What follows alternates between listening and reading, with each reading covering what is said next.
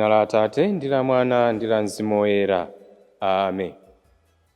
Ndikulandireni pano pa Tiyankhuleni Ambuye lero loweruka msabata imene yachiwiri mnyengo ya pachaka.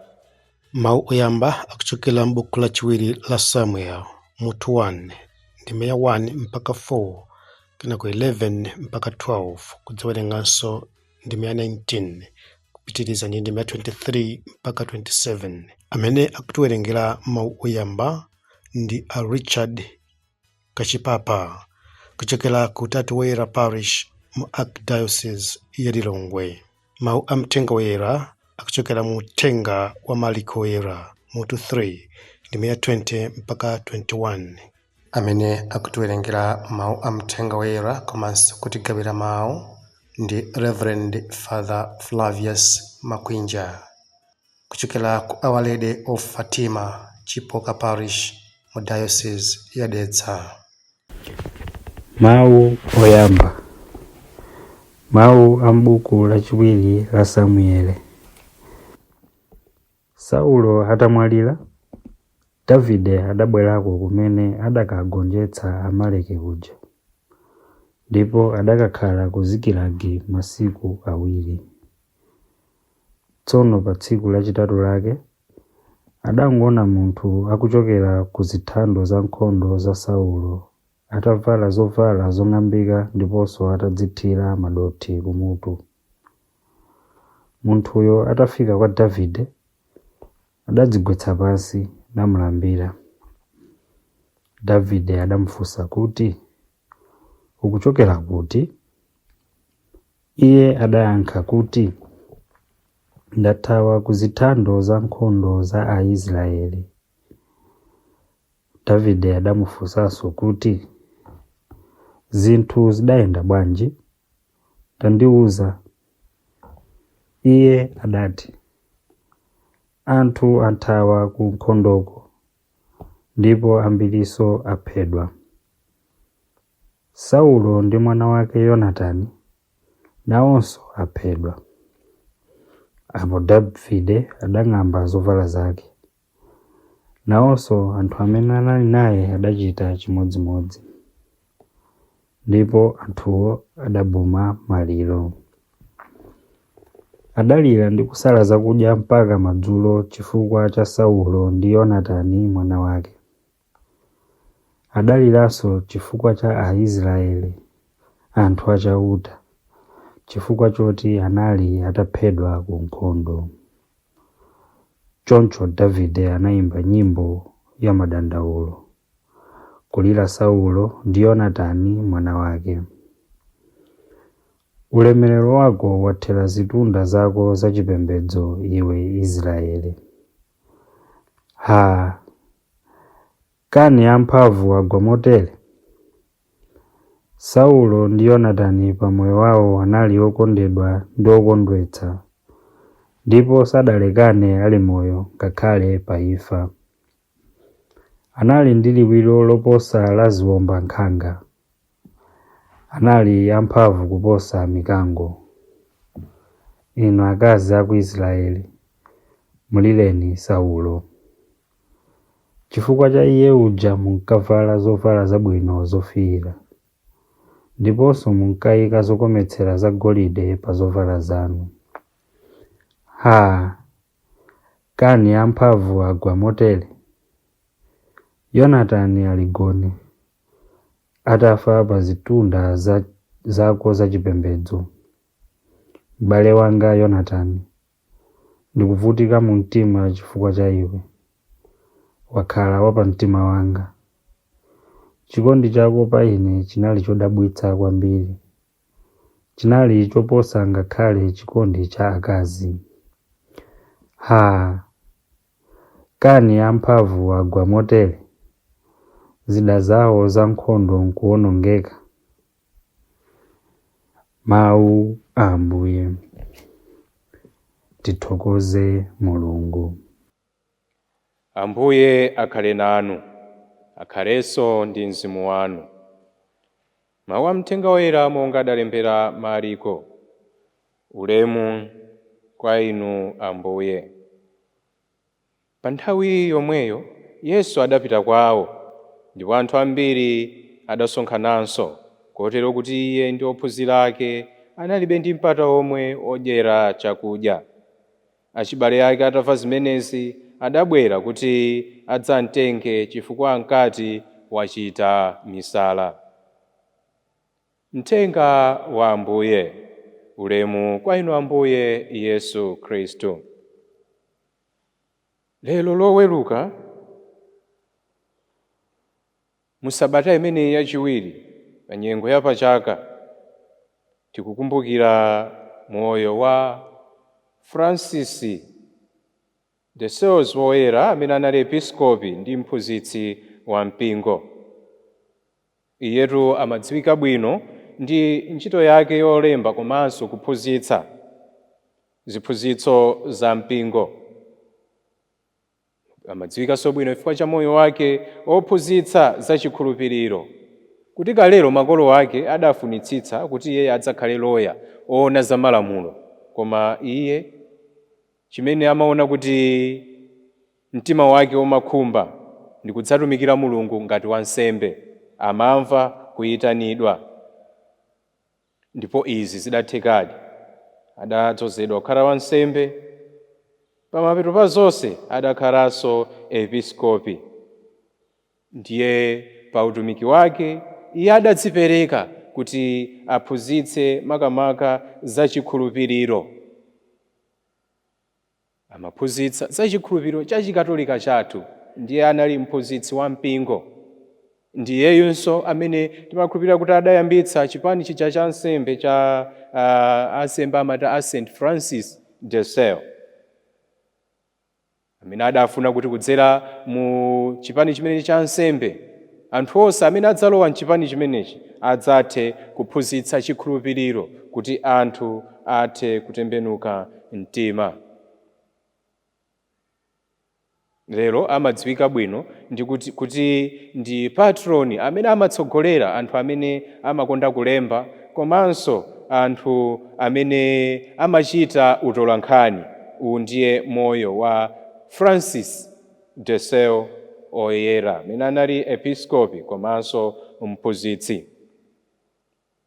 Mawu amene Chauta watipatsa lero akutithandiza kuti tisinkhesinkeko pamutu, kuti utumiki wathu ukhale ngati wa Ambuye Yesu osalimbana ndi anthu.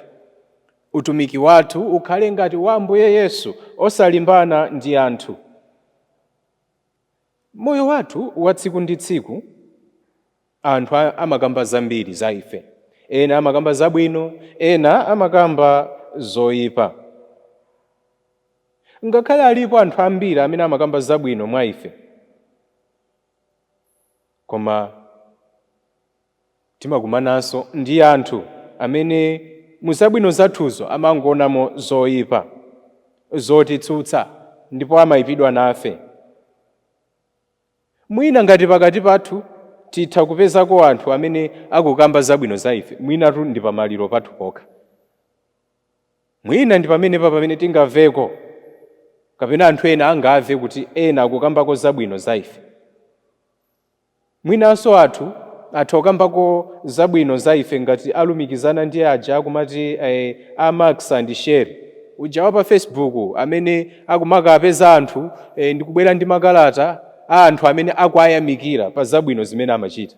Koma ngati palibe maliro, ngati sitionapo Marx and Share, ndiye kuti mwina anthu sakambapo zabwino za ife. Komabe ngakhale anthu atalephera kuona zabwino mwa ife, osatopa kuchita zabwino. Umu ndi momwe amachitira Ambuye Yesu. N'chifukwa chake tikuti utumiki wathu ukhale ngati wa Ambuye Yesu osalimbana ndi anthu. Mawu amene tamva lero, poyamba tikumbukire kuti masiku atatu apitawo mu sabata imeneyi timamva kuti Afarisi akhala akutsutsana ndi Ambuye Yesu, ndi akuapezera zifukwa Ambuye Yesu pa zabwino zimene amachita. Akufuna mwayi oti Ambuye Yesu awapereke kuti akaphedwe. Ndi pa mawu amene tamva lero, tamva kuti Ambuye Yesu akubwerera kwawo, akufuna kukakhala pakati pa anthu akwawo. Mwina nkutheka amadziwa kuti anthu akwawo akamumvetsa, kuti anthu ambiri amutsutsa. Mwina amaona ngati akapumula kunenedwa kwawoko, chifukwa chake mwina adaka ndiyambe ndapita kayi kwathu. Ndiye lero tikuona kuti ngakhale abale ake omwe sakumvetsa ayi. Wina adayesera kuti afotokozeko bwino zifukwa zimene anthu akwawo kwa Ambuye Yesu sankamvetsera. Ndipo yamba amanena kuti nkutheka kuti anthuwa samamvetsetsa chifukwa chimene Ambuye Yesu adasiyira ntchito yawo yopala matabwa, ndikuyamba kugwira ntchito yosowapo okhala kumangoyendayenda, ntchito yopanda malipiro. Mwina amadzifunsa, tsono munthu otereyu ngotani? Monga momwenso mujamu mmene anthu ambiri, akhristu ambiri ndi ena kunjaku samvetsera ansembe.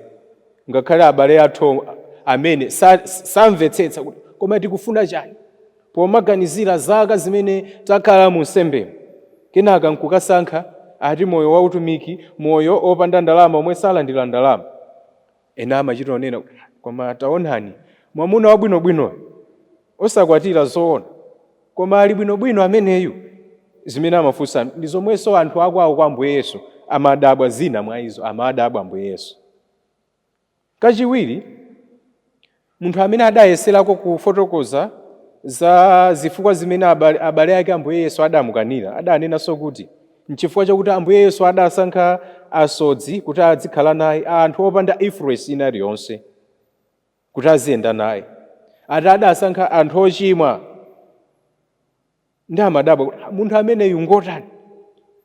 Tangoganizani, anthu otolera misonkho, anthu amene amatengedwa oyipa, koma Ambuye Yesu akusankha kukhala ndi anthu amenewo. Ndi amadabwa kuti ameneyu ngotani kumayenda ndi anthu otere. Mwinanso ife timadabwa, ansembe athu ndi atumiki osiyanasiyana. Ameneyo ngotani mangoyenda m'midzi kumayendera azigogo, ngotani munthu otani ameneyo?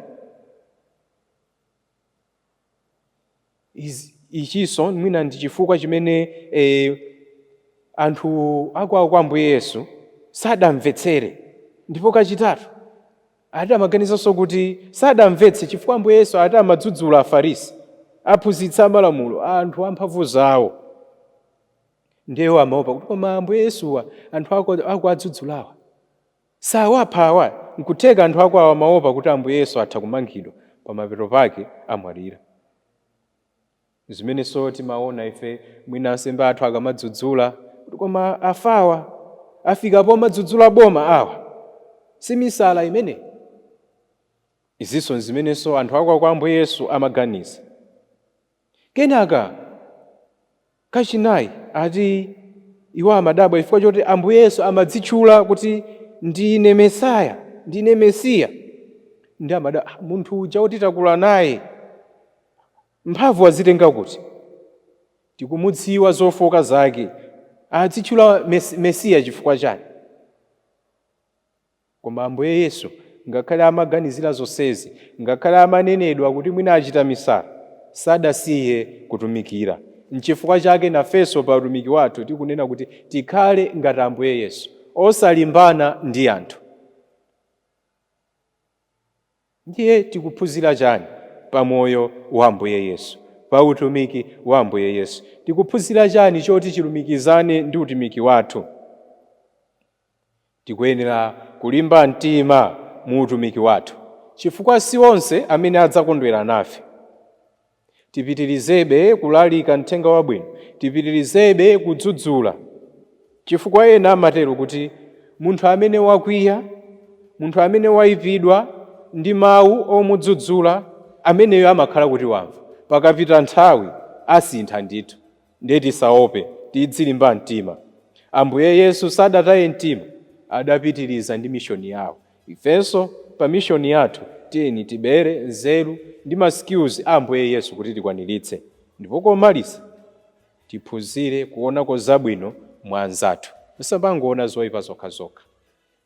Pakutero tidzakhaladi atumiki olumikizana ndi Ambuye Yesu, alumiki olimba mtima, osaopa kuti anthu anena kuti chani. amen.